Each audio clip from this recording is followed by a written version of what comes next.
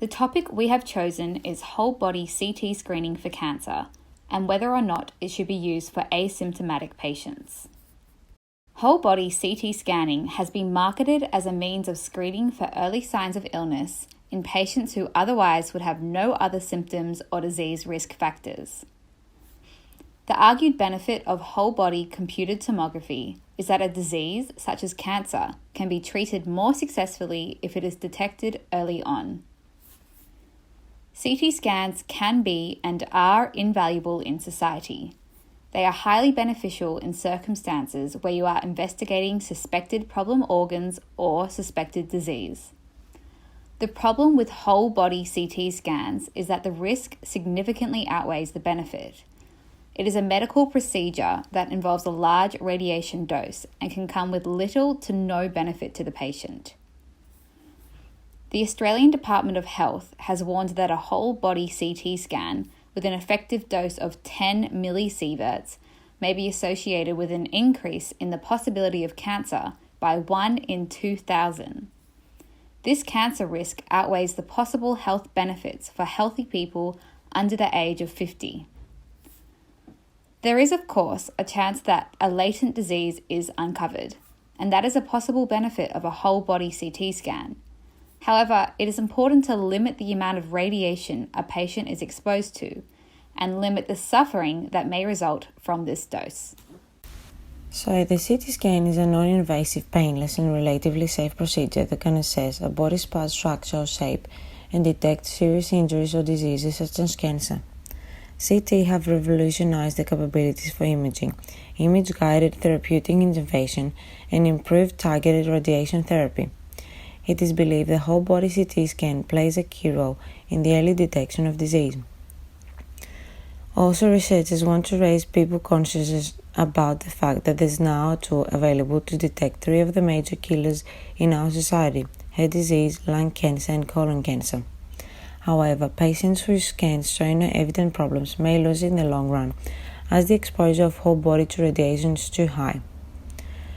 People then believe that they don't need to participate in other healthcare actions that are beneficial for them.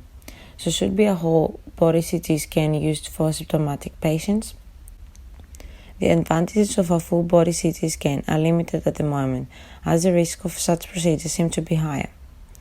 However, when a patient is suspected of having a disease or illness, the benefits of screening and potentially discovering and treating the illness outweigh the risk of radiation. People can also detect a hidden illness or an early-stage disease before they become more advanced. For example, Dr. Michael Brandzawatsky, a radiologist with wide experience in targeted CT screening as well as whole-body CT, has found that in screening self-referred patients older than 40 years, about 1 in 100 will be found to have cancer. Currently, whole-body CT has not yet shown any benefits compared to localized CT scans for good reason. Patients who undergo this procedure, despite the intention of seeking possible or early detection of various cancers, are exposed to anywhere from 4 to 24 millisieverts. Compared to just 0.04 millisieverts in a chest X-ray, the risk of developing cancer certainly outweighs the health benefits when asymptomatic patients are exposed to such dosages. According to the Department of Health, an effective dose of 10 millisieverts could be just enough to initiate the development of cancer in approximately 1 in 2,000 patients who undergo whole-body CT.